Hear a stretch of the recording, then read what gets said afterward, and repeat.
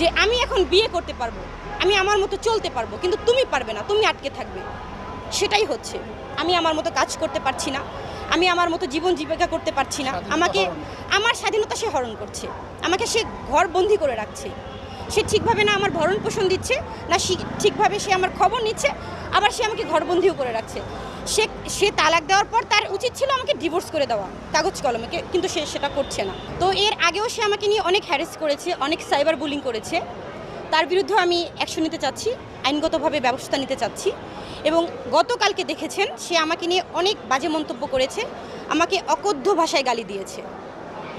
এখানে আদালত তাকে গ্রেপ্তারি পরোয়ানা দিয়েছে, এখানে কি আমার কোনো হাত রয়েছে? সে অন্যায় করেছে বিধায় তো তার বিরুদ্ধে আমি মামলা করেছি, তাই না? কোর্ট অবমাননা করেছে, সে কোর্ট অবমাননা করেছে, যার কারণে তার বিরুদ্ধে গ্রেপ্তারির পরোয়ানা জারি হয়েছে। এখানে আমার অপরাধ কি?